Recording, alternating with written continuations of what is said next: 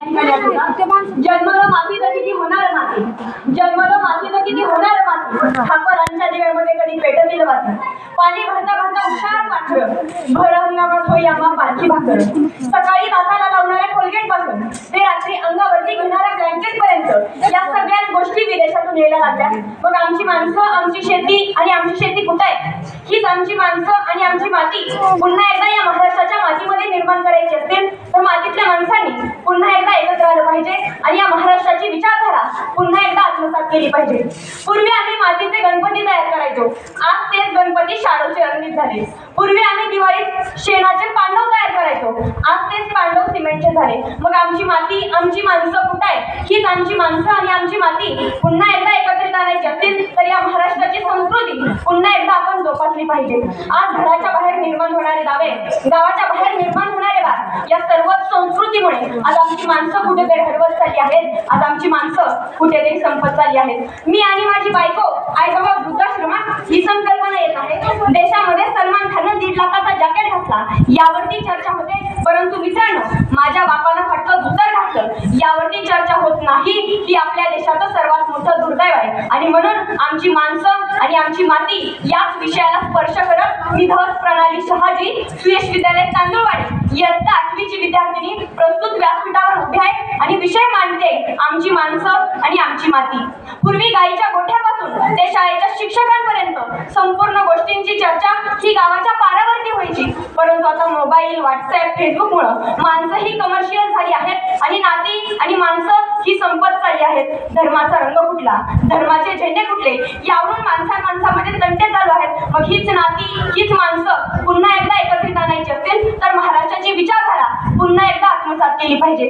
खरंच मित्रांनो ही माती महापुरुषांचे, कष्टकऱ्यांचे, शेतकऱ्यांचे आहे, वारकऱ्यांचे, धारकऱ्यांचे, संत पुरुषांचे, त्याचबरोबर ही माती विज्ञानवादी लोकांची देखील आहे. खरंच या मातीचा आदर्श उद्याच्या कालखंडाने घेतला तर मला वाटतं खऱ्या अर्थानं या देशामध्ये नक्कीच नवीन क्रांती झाल्याशिवाय राहणार नाही. मित्रांनो आज आपल्या नात्यांची मुळं किती घट्ट आहे, आज आपल्या नात्यांची अवस्था कशी झालेली आहे. संकरित बियाणाच्या वाढलेल्या हाडामासांसाठी आज आपल्या नात्यांची अवस्था झालेली आहे. वादळ आली की कधी उद्ध्वस्त होतात हे देखील आम्हाला कळत नाही. म्हणून पुन्हा एकदा जाती पातीतली नाती नष्ट करून नव्या विचारांची मूर्ती तयार करणारी माणसं या महाराष्ट्राच्या मातीमध्ये पेरावी लागतील. मग त्याच वेळेस या सर्व गर्दीमध्ये मी स्वतः भारतीय आहे अशी ओळख देईल ना, तिथेच सापडतील आम्हाला या महाराष्ट्राच्या मातीतली माणसं. प्रत्येक घर स्त्रीजन्माच्या स्वागतासाठी सज्ज असेल ना, तिथेच सापडतील आम्हाला या मातीतली माणसं. हिंदू, मुस्लिम, शीख, इसाई हे शब्द ज्यावेळेस या महाराष्ट्राच्या मातीमध्ये गाडले जातील ना,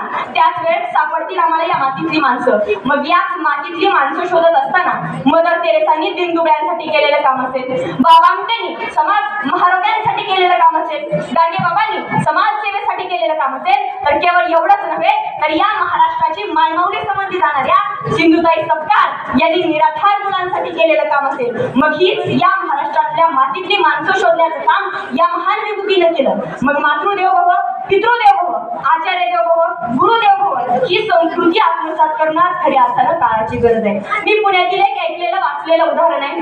एक पांडे नावाचा सामान्य मनुष्य पुण्यामध्ये वडापावचं दुकान चालवत असतं. ते दुकान 4-6 महिने खूप सुरळीत व छान चाललं, परंतु एके दिवशी असंच परप्रांतीय लोक म्हणून त्या दुकानावरती हल्ला झाला. ते दुकान त्या पांडे नावाच्या मनुष्यानं दुसऱ्या दिवशी आहे असं लावलं. मग मला वाटतं तो पांडे आहे किंवा सांडे आहे हे बघायचं नाही, तर तो आपल्यातला आहे म्हणून त्याला जवळ करायचंय. मग त्या व्यक्तीनं पांड्यांच्या अगोदर देश असं नाव लावलं, मग तो पांड्यांचा देशपांडे झाला. मग तो पांडे आहे किंवा सांडे आहे हे बघायचं नाही, तर तो आपल्यातला आहे म्हणून त्याला खऱ्या अर्थानं जवळ करायचंय. मग आमची माणसं आणि आमची माती ही जर शोधायचं असेल तर निरागिरी मदिरा आली, रुद्राक्षांचे मळ्याभूस पडले, द्राक्षांचे घोस भरले, पळसातला पळत गेला, देवळावरचा कळत गेला आणि उरला फक्त तुमच्या माझ्या माणसातील अळस. आणि या लबाड माणसांच्या दुनियेत मात्र आमची माणसं आणि आमची माती ही लोप पावत चालली. मग पूर्वी प्रत्येकाच्या घरोघरी चहाऐवजी मार्गेची चव खायला मिळायची, परंतु अलीकडच्या पिढीत